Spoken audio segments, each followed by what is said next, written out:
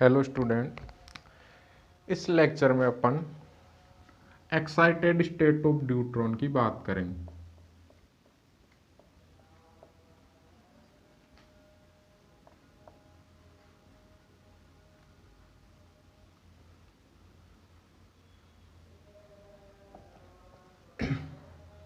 पिछले लेक्चर में अपन ने न्यूट्रॉन प्रॉब्लम की बात कर रहे थे और न्यूट्रॉन की ग्राउंड स्टेट प्रॉब्लम की पिछले लेक्चर में अपन ने बात कर ली थी और उसमें अपन ने देखा था कि जो न्यूट्रॉन होता है उसकी ग्राउंड स्टेट में जो बाइंडिंग एनर्जी होती है वो होती है 2.223 मेगा इलेक्ट्रोवोल्ट और उसके लिए जो रिक्वायर्ड पोटेंशियल डेप्थ है वो कितनी होनी चाहिए 36 मेगा इलेक्ट्रोवोल्ट।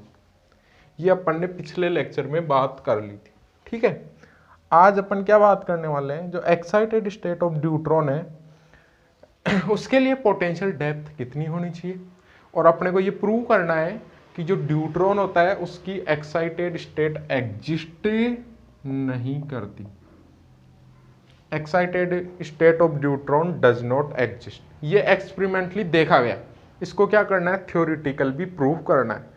तो थ्योरेटिकल प्रूव जब अपन करेंगे तो वहां पे क्या मिलेगा अपने को कि जब मान लेते हैं अपन इसका कॉन्ट्राडिक्शन अपोजिट लेके चलेंगे। क्या लेके चलेंगे कि मैं मानूंगा कि जो न्यूट्रॉन है उसकी एक्साइटेड स्टेट एग्जिस्ट करती है। ये मानते हुए जब लास्ट में अपने को जब डिस्कशन पे चलेंगे और वहां पर जो डेप्थ ऑफ पोटेंशियल है उसकी वैल्यू बहुत ज़्यादा मिलेगी और वो फर्स्ट एक्साइटेड स्टेट के केस में भी कितनी मिलेगी 144 mega electron, which is much larger and this is not a possible. अगर इसकी रेंज से अपन इसको कंपेयर कराएंगे तो वो उसकी रेंज के ऑर्डर की नहीं होगी। इसका मतलब उसकी एक्साइटेड स्टेट एग्जिस्ट नहीं करती। यहाँ तक क्लियर है सबको? तो देखो इसको कैसे सिंप्लीफाई करेंगे। सबसे पहले मैंने मान लिया क्या बोलेंगे अपन कि there is no experimental evidence for existence of excited state of neutron. दोबारा बोलता हूं, there is no existence of excited state of there is no existence या there is no experimentally evidence. लिख देता हूं मैं, there is no experimentally evidence for the existence of excited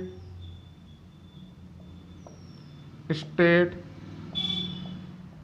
of neutron. ठीक है, but if we assume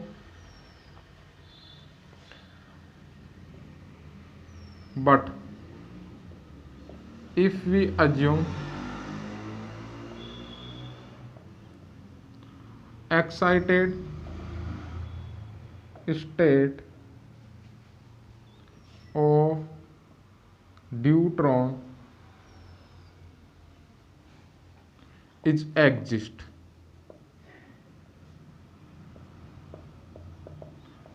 and potential is central। Problem को simplification करने के लिए या सिंप्लीफाई करने के लिए मैंने वापस से जूम किया है potentially central. Then by using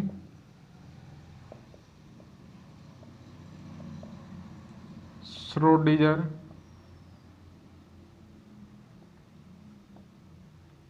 equation.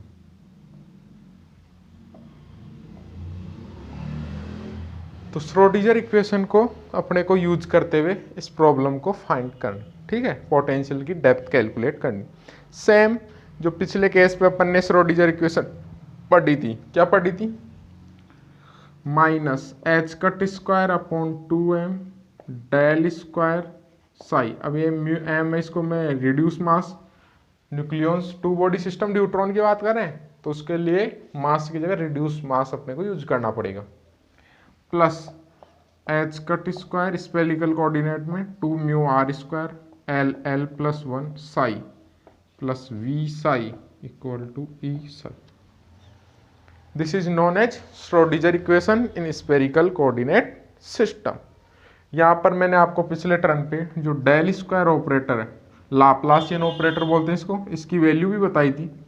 1/r square del upon del R square del upon del are plus 1/r square sine theta del by del theta sine theta del by del theta plus 1/r square sine square theta del square upon del phi.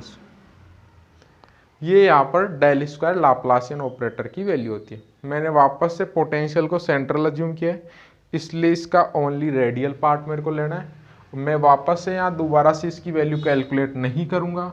मैंने आपको पिछले term पे बताया था जो wave function psi है इसकी dependency spherical coordinate system में कैसे डिपेंड करता है, 1/r की फॉर्म पे डिपेंड करता है। ठीक है, पिछले टर्म पे जिनको नहीं पता वो लेक्चर नंबर 2 में जाके इसकी वैल्यू कैसे कैलकुलेट करते हैं, बहुत ही सिंपल है। ये तो दोनों जीरो हो जाएंगे, आर पे डिपेंडेंसी है, थीटा के रेस्पेक्ट और फाई के रेस्पेक्ट में इसका करोगे जीरो, केवल इस पार्ट का आपको करना है। और ये जो पार्ट है डेल स्क्वायर साई, अगर इसको साई की जगह रखोगे u अपॉन आर और डेल स्क्वायर की जगह ये वाला पार्ट, तो इसकी वैल्यू आएगी 1/r d square you upon D R square. ये पिछले टर्म पे मैं कैलकुलेट कर चुका। और जिनको नहीं पता वो इससे पीछे वाला लेक्चर नंबर 2 वो रीड आप कर ले।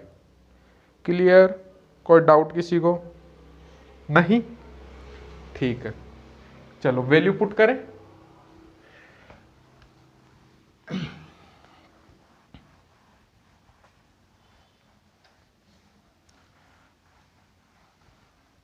अपने पास में जो भी श्रोडिंगर इक्वेशन 1 नंबर मिली थी क्या थी, minus h cut square upon 2 mu del square psi की वैल्यू भी निकाली अपन ने, क्या है 1/r d square you upon D R square plus H cut square upon 2 mu are square L L plus 1 psi की वैल्यू यू अपॉन आर, ठीक है, plus we psi u of r divide by r equal to E psi u of r divide by r। Clear? यहाँ तक कोई doubt नहीं? ठीक है, ये r ये तो कैंसिल हो गए, तो क्या वैल्यू बची, minus h cut square upon 2 mu d square u by d are square plus H cut square upon 2 mu are square L L plus 1 u of r plus v u of r e u of r. यहाँ तक कोई doubt नहीं? तो d square you upon D R square की value calculate कर सकते हैं अपन यहाँ से। D square you upon D R square, इसको इधर भेज दो, ये 2 में से 2 म्यू एच कट स्क्वायर से एच कट स्क्वायर, क्या बचेगा -1/r square L L plus 1। Next यहाँ क्या होगा, -2 mu upon H cut square v of r minus e u of are equal to 0। ये इक्वेशन आपको ध्यान में रखनी, इसी से अपने को इस प्रॉब्लम को सोल्व करना है। ठीक है, अब मैंने आपको बताया था यहाँ पर सोल्व करने के लिए पोटेंशियल का कुछ अप्रोक्सीमेशन अपने को यूज करना है, और वो अपन ने पीछे माना कि जो पोटेंशियल है, पोटेंशियल क्या लिखा मैंने, now assume potential is central, and central तो है लेकिन उसका जो टाइप है वो मैंने मान लिया स्क्वायर वेल टाइप, जैसा ग्राउंड स्टेट में माना था। क्या माना, now potential is central and कैसा है, स्क्वायर वेल टाइप। ठीक है, और उसके जो मैंने ये मेरा पोटेंशियल है V ऑफ R, ये मेरी रेडियस है R। मैंने मान लिया न्यूक्लियस की रेंज है R नॉट अट्रैक्टिव, तो माइनस ये V नॉट, और यहाँ पर उसकी बाइंडिंग एनर्जी होगी E which is equal minus W। ठीक है, दो रीजन मान लिए, एक 0 से R नॉट तक और एक R नॉट से इनफाइनाइट तक। फर्स्ट रीजन में, इन रीजन फर्स्ट, ध्यान से समझ लेना, जो रीजन फर्स्ट है कहां से कहां तक है, 0 से R नॉट, 0 से लेकर R नॉट तक। उसमें जो फंक्शन है उसको तो मैं लिखूंगा क्या, U ऑफ फर्स्ट R। ठीक है, एनर्जी कितनी हो जाएगी, E equal to minus W, और जो पोटेंशियल होगा V ऑफ R, उसकी वैल्यू क्या होगी, माइनस V नॉट। ये सारी वैल्यूज मैं इसको एक नंबर इक्वेशन दे देता हूँ। इस इक्वेशन के जो नंबर है वो आप अपने अकॉर्डिंग अरेंज कर ले, नंबर 1 में मेरे को पुट करनी। ठीक है, तो इससे जो मेरे को नई इक्वेशन मिलेगी वो क्या मिलेगी, चेक करें।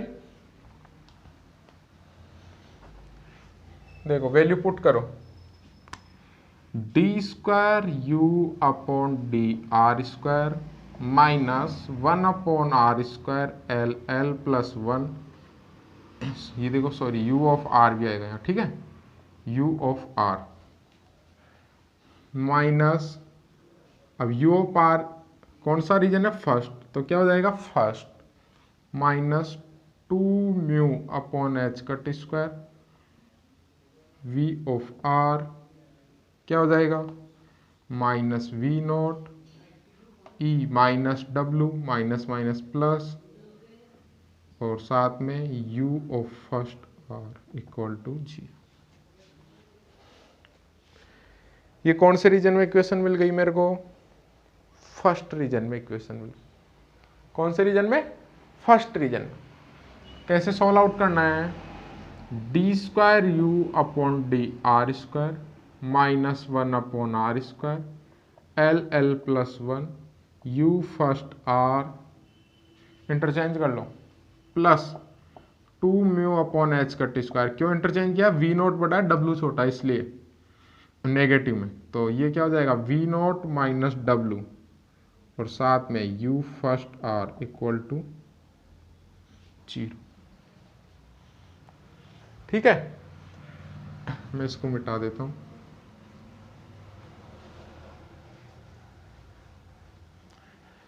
यहाँ तो कोई डाउट नहीं, तो मैंने क्या किया, लेट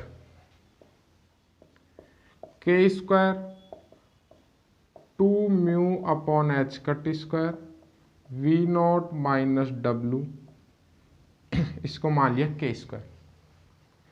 ठीक है, तो क्या वैल्यू आ जाएगी, D square you first, D square you first D are square minus 1 upon are square L L plus 1 U first R plus K square you first of are equal to 0। ठीक है, यहाँ तक कोई doubt नहीं। थोड़ा rearrange कर लिया, D square you first D are square plus K square minus 1 upon are square L L plus 1, और साथ में u first r equal to 0। ये एक डबल डिफरेंशियल इक्वेशन है, और इस डबल डिफरेंशियल इक्वेशन का अपने को क्या करना है, सोल्व आउट करके u की वैल्यू निकालनी। तो ये l पे डिपेंड कर रही है, ये इक्वेशन किस पे डिपेंड कर रही है, l पे डिपेंड कर रही है, इसलिए इस इक्वेशन को अपन डायरेक्टली सोल्व नहीं कर सकते। आपने मैथमेटिकल फिजिक्स में 4 टाइप की एक स्टैंडर्ड इक्वेशन पढ़ी होगी, एक लेजेंडर, एक हर्माइट, एक बेसल और एक लागेर। तो ये इन्हीं में से किसी एक का फॉर्म है, उन 4 में से किसी एक की फॉर्म है। उसमें उस फॉर्म में अपने को इस इक्वेशन को क्या करना है, ट्रांसफॉर्म करना है, और जैसे ये इक्वेशन उन चारों में से किसी एक फॉर्म में ट्रांसफॉर्म हो जाएगी तो उसका जो सॉल्यूशन है वो अपने को बहुत लेंथी है, किसी को चाहिए तो मैथमेटिकल फिजिक्स में मिल जाएगा वो। वो डायरेक्ट अपन यहाँ पर यूज करेंगे। यहाँ तक क्लियर है? तो मैंने क्या किया, ये जो इक्वेशन है, इस इक्वेशन को k से मल्टीप्लाई कर दिया ऊपर नीचे, k स्क्वायर से। किससे मल्टीप्लाई कर दिया? k स्क्वायर से ऊपर नीचे मल्टीप्लाई कर दिया फर्स्ट पार्ट को, इसको। तो देखो क्या होगा, k square D square you first upon D, k constant है तो इसको मैं के आर का होल स्क्वायर लिख सकता हूं, ठीक है, प्लस k स्क्वायर माइनस, इसको भी कर दिया मैंने, k स्क्वायर के आर का होल स्क्वायर। इसको करने का क्या फायदा, वो भी अपने को पता चल जाए, u फर्स्ट इक्वल टू 0। यहां तक किसी को डाउट? केवल क्या किया, फर्स्ट पार्ट को k स्क्वायर से ऊपर नीचे मल्टीप्लाई और इस लास्ट पार्ट को भी k स्क्वायर से ऊपर नीचे मल्टीप्लाई। अब मैंने जो के आर यहाँ पर एक टर्म आ गई, उसको मैंने एक नई टर्म डिफाइन कर दी, लेट रो इक्वल टू के आर। ये फंक्शन देखो, के स्क्वायर और के स्क्वायर, ये तो कॉमन आके कैंसिल, तो क्या लिख सकता हूं मैं इसको, d square you first upon D rho square plus 1 minus L plus 1 divide में रो स्क्वायर, ये के स्क्वायर दोबारा है, के आर रो स्क्वायर, और साथ में you first equal to 0। Clear है? D square you first upon D rho square plus 1 minus L plus 1 divide by rho square you first equal to 0। यहां तक कोई डाउट? क्लियर है? ये जो इक्वेशन है, ये एक जनरल बेसल फंक्शन की फॉर्म है। किसकी फॉर्म है? बेसल फंक्शन या बेसल इक्वेशन इसको अपन कह सकते हैं, ठीक है, स्पेरिकल बेसल इक्वेशन। इसका जो सॉल्यूशन है वो डायरेक्ट जो बेसल इक्वेशन का जो सॉल्यूशन होता है वो क्या होता है, जे और नीटा, दो सॉल्यूशन होते हैं। एक जे होता है, इसका मैं जनरल अगर सॉल्यूशन लिखूं यू फर्स्ट, तो क्या होगा, ए जे किस पे डिपेंड करेगा, एल किसका फंक्शन है, रो क्या होता है, के आर प्लस बी नीटा एल के आर। दो सॉल्यूशन मिलेंगे डबल डिफरेंशियल इक्वेशन, एक जे और एक नीटा। लेकिन क्या है, आपको पता है यहां पर अपने को पता है r टेंस टू 0, उस पे जो फर्स्ट फंक्शन है u फर्स्ट, उसकी वैल्यू क्या होनी चाहिए, 0 होनी चाहिए। r टेंस टू 0 पे u first should be tends to 0। लेकिन ये जो j है, इसकी जो डिपेंडेंसी होती है r पे, वो तो होती है प्रोपोर्शनल r, और जो नीटा होता है उसकी डिपेंडेंसी होती है 1/r। पुट करो, 0 पुट करोगे 0 हो जाएगा, लेकिन यहां 0 पुट करोगे 1/0, इनफाइनाइट। जबकि होना क्या चाहिए, टोटल वेव फंक्शन 0। ये 0 बन रहा है, ये 0 नहीं बन रहा, ये दो पार्ट है, कांस्टेंट b और एक ये। इसका मतलब ये इसका वैलिड सॉल्यूशन नहीं हो सकता। वैलिड सॉल्यूशन नहीं हो सकता तो b को आपको क्या लेना पड़ेगा, 0।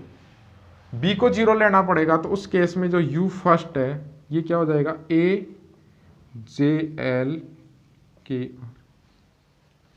ये इसका एक सॉल्यूशन अपने को मिल गया first reason, u first A J L के आर। क्लियर? नंबर कितने नंबर दे दो, 2 नंबर हो। ये अपने को रीजन फर्स्ट में सॉल्यूशन मिल गया। अब अपने को किस रीजन में चाहिए, रीजन सेकंड में।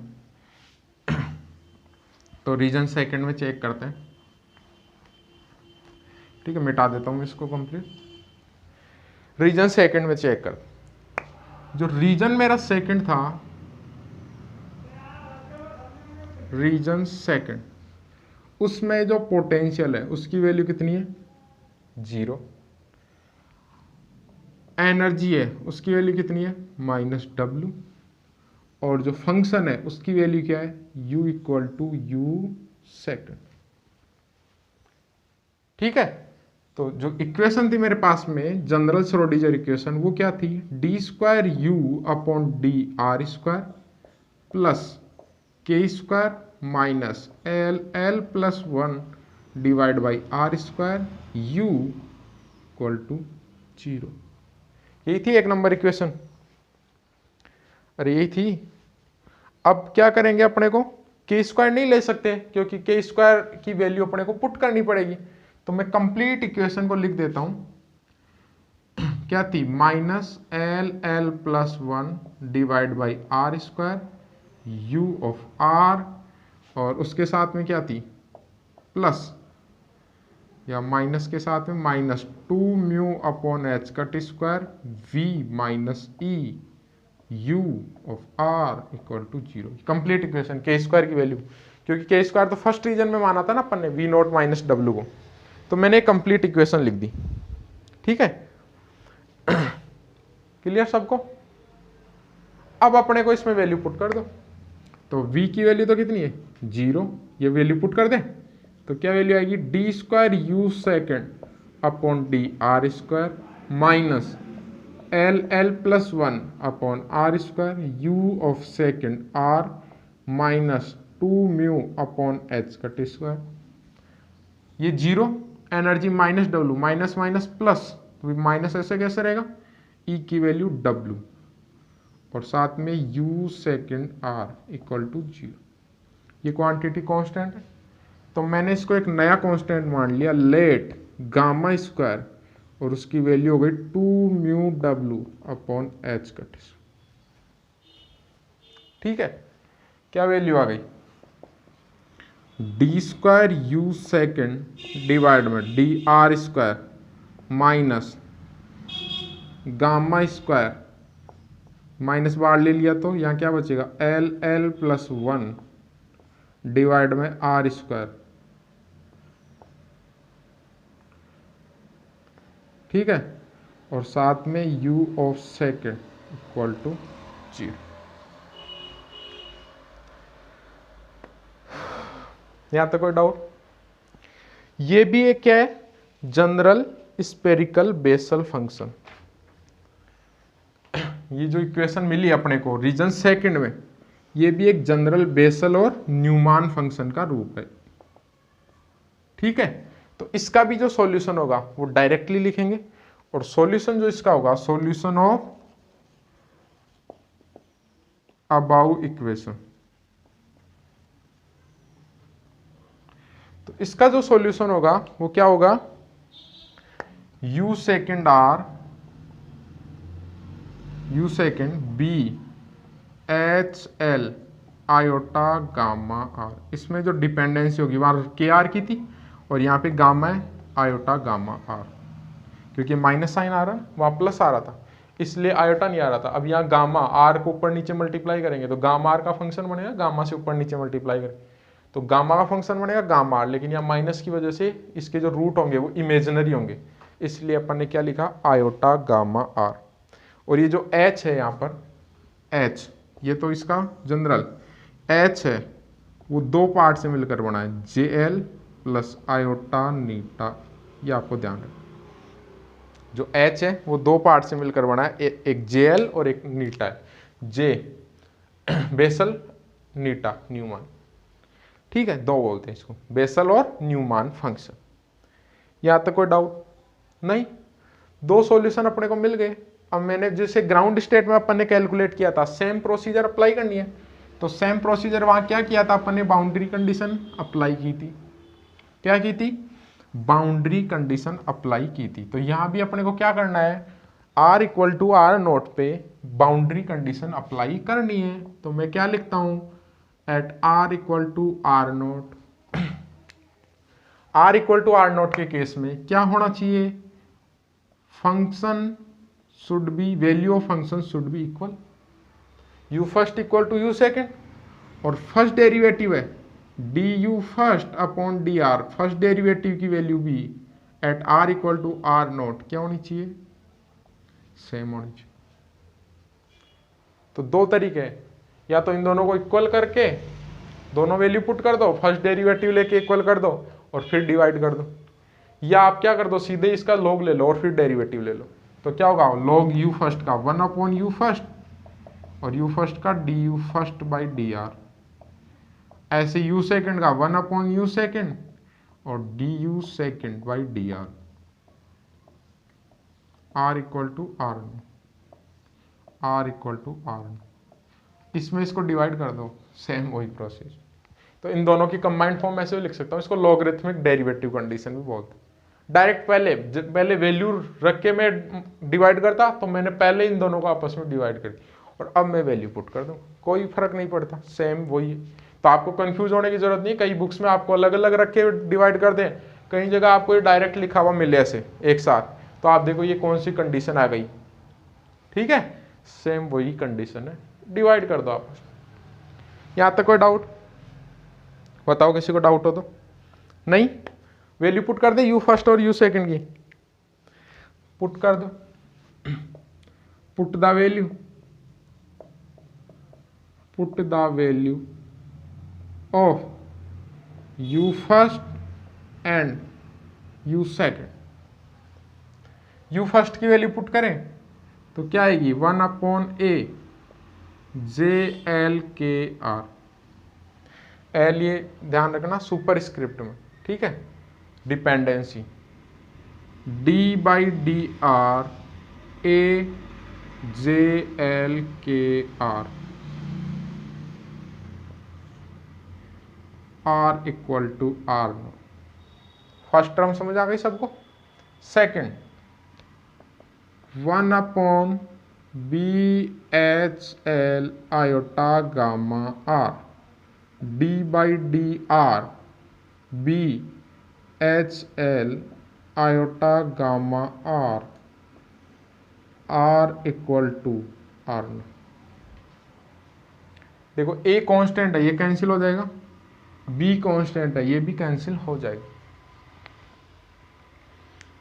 ठीक है। अब अपने को इसका डेरिवेटिव चाहिए, क्या चाहिए, इसका डेरिवेटिव। तो देखो KR ये रो होता ना, तो DJL रो लिख दो इसको, ये डिवाइड भी सॉरी डेरिवेटिव भी किसके रेस्पेक्ट में, अगर रो के रेस्पेक्ट में, इसकी प्रॉपर्टी मेरे को पता है तो मैं इसको रो में कन्वर्ट कर सकता हूँ, K से ऊपर नीचे मल्टीप्लाई कर देंगे तो क्या बन जाएगा, ये रो बन जाएगा। इसकी प्रॉपर्टी मैं जानता हूँ, इसकी जो प्रॉपर्टी होती है वो क्या होती है, JL-1 रो माइनस L+1 रो JL रो। ये प्रॉपर्टी आपको ध्यान में रखनी है, DJL/D रो JL-1 रो माइनस L+1 रो JL रो, ठीक है। ये बेसल फंक्शन की प्रॉपर्टी होती है, तो मेरे को इसमें कन्वर्ट करना पड़ेगा। पहले इसको कन्वर्ट करने के लिए देखो क्या होगा, 1/JL रो, ये तो क्या रो ही है, इसको रो में कन्वर्ट करना है, तो मैंने क्या किया, K से ऊपर मल्टीप्लाई कर दिया, DJL रो है, K से यहाँ डिवाइड किया तो K इंटू R क्या बन गया, रो बन गया क्या, और साथ में R इक्वल टू R, ठीक है। सेम यहाँ 1/B से B कैंसिल हो गया, HL आयोटा गामा R, इसको भी सेम वही फंक्शन बनाना है, तो आयोटा गामा यहाँ मल्टीप्लाई किया, D/D iota gamma R HL iota gamma R, same properties पे अप्लाई होगी, और R इक्वल टू R। यहाँ तक कोई डाउट नहीं? सिंप्लीफाई करें इसको तो देखो 1/JL K की रो की वैल्यू मैंने पुट कर दी KR, ये K ऐसे कैसे, यहां से इसकी वैल्यू पुट कर दो, JL-1 K of R minus L+1 KR JLKR, ठीक है, R इक्वल टू R, ठीक है।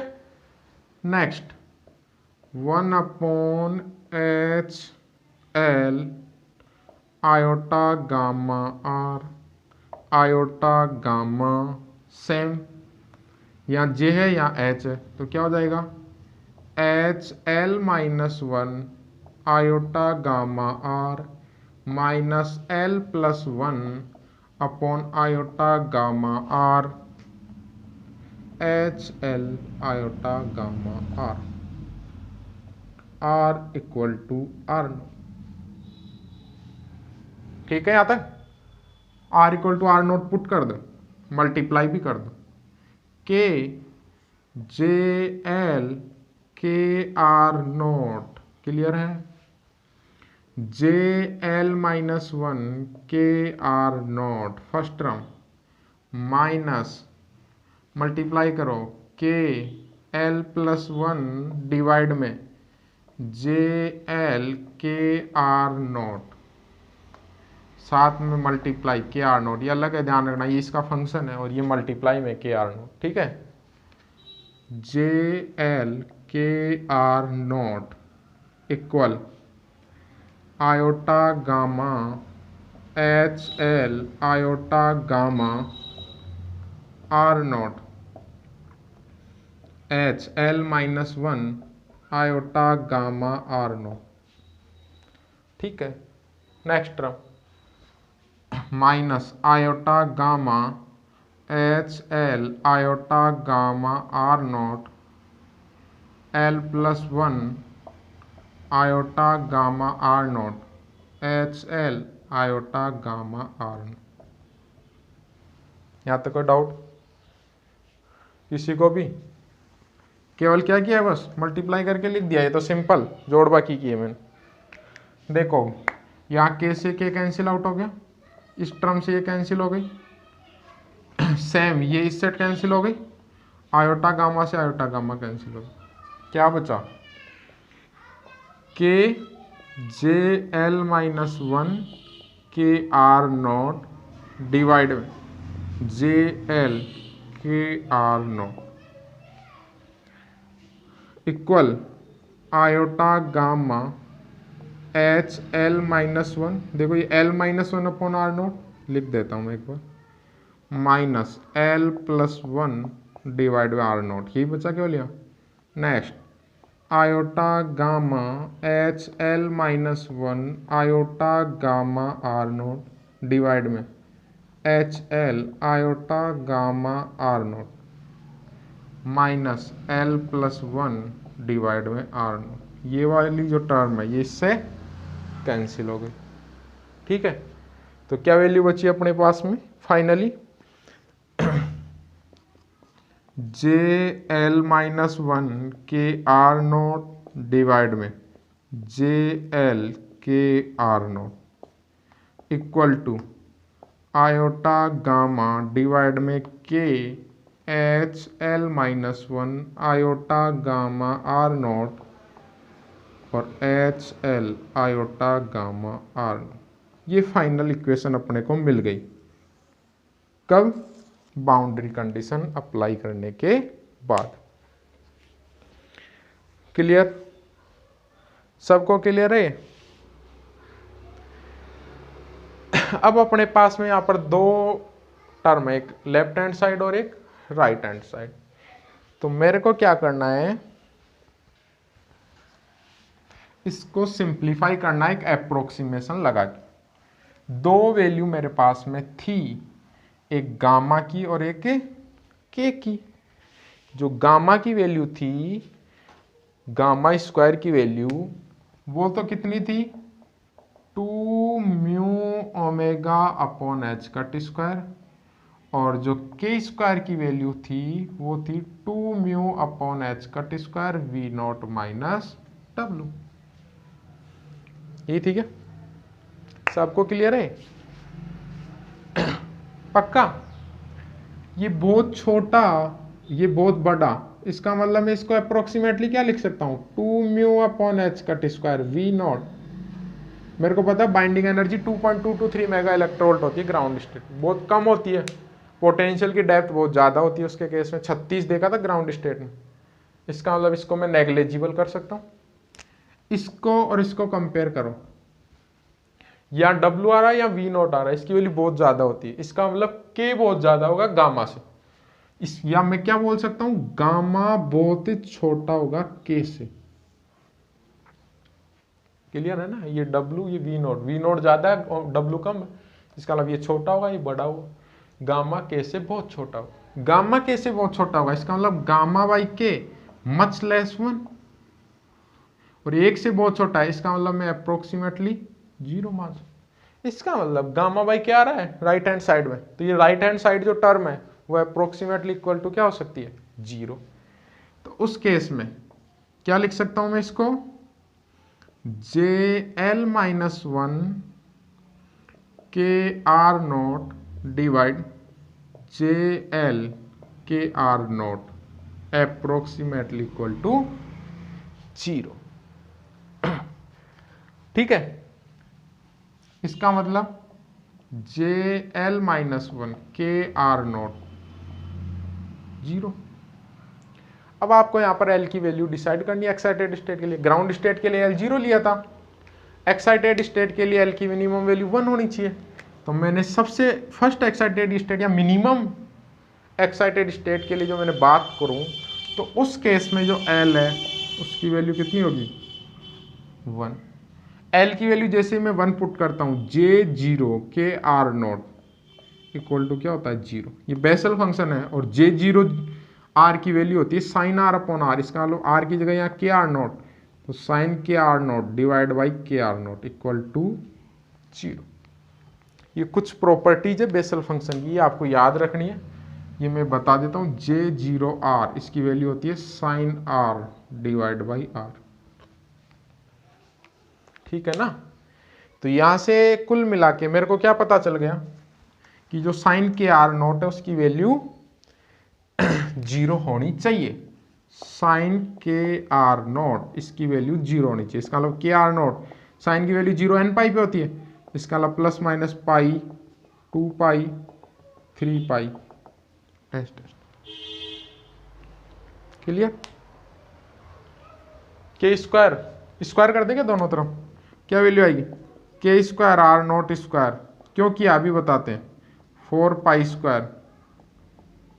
के स्क्वायर वैल्यू पता है मेरे को, ये रही वैल्यू पुट कर दो, 2 mu v naught h cut square r naught square equal to pi square 4 pi square 9 pi square dash dash dash.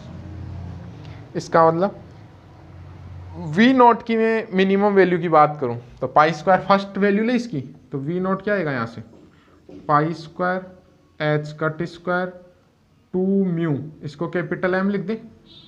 कल बात की थी ना रिड्यूस मास की, म्यू क्या था M P M N divide में M P plus M N, ये था क्या रिड्यूस मास, दोनों सेम होते हैं। तो इसको मैं क्या लिख सकता हूँ एम बाई 2, तो एम बाई 2 लिखेंगे, 2 से 2 कैंसिल, 2 म्यू क्या हो गया 2 म्यू एम, इसका मतलब एम लिख दिया मैंने, साथ में आर नोट। ये पोटेंशियल की फर्स्ट एक्साइटेड स्टेट के लिए मिनिमम वैल्यू होनी चाहिए, मिनिमम वैल्यू एम और आर नोट की वैल्यू पुट कर दे। तो जो एम है वो तो 940 मेगा इलेक्ट्रोवोल्ट पर सी स्क्वायर, और आर नोट 2 फर्मी या 2 इंटू 10 के आर माइनस 15 मीटर। जैसे ही दोनों वैल्यू पुट करते हैं तो जो वी नोट है उसकी वैल्यू मेरे को मिलती है 144 मेगा इलेक्ट्रोवोल्ट। इस केस में वी नोट कितनी वैल्यू मिल रही है 144 मेगा इलेक्ट्रोवोल्ट। तो इसका मतलब जो ड्यूट्रॉन है उसकी एक्साइटेड स्टेट में अगर वो मिले या उसकी बाउंड स्टेट एग्जिस्ट करे तो उसके लिए जो रिक्वायर्ड पोटेंशियल डेप्थ है वो कितनी होनी चाहिए 144 मेगा इलेक्ट्रोवोल्ट, जबकि ग्राउंड स्टेट में यही वैल्यू कितनी थी 36 मेगा इलेक्ट्रो, उससे 3 से 4 गुना ज्यादा।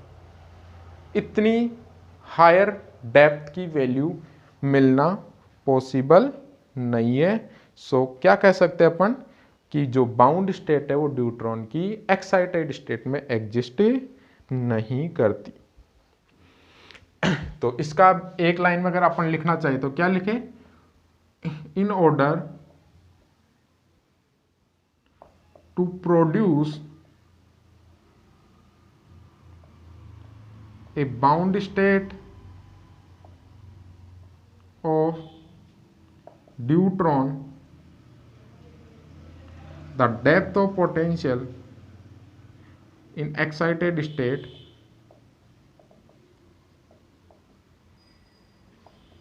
the depth of potential is much larger to compare ground state. To compare ground state.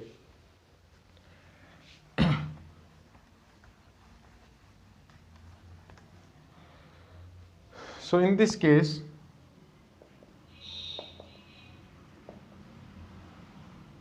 the excited state of deuteron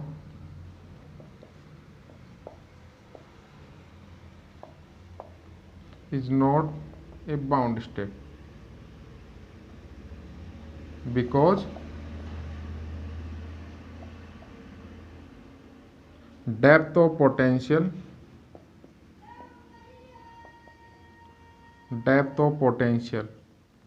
is much large या very high. ठीक है, क्लियर है सबको? अगर किसी को भी इसकी पीडीएफ चाहिए या कोई भी क्यूरी हो तो मेरे से व्हाट्सएप कर सकता है, कॉल ना करें 9351785502। मैंने आपको पिछले लेक्चर में बताया था। इन नंबर पे आप क्या कर सकते हैं, मेरे को एक मैसेज ड्रॉप कर सकते हो, उसके थ्रू आपको इसकी जो यूनिट है उसकी पीडीएफ मिल जाएगी और कोई भी क्यूरी हो आप सॉर्ट आउट कर सकते। ओके।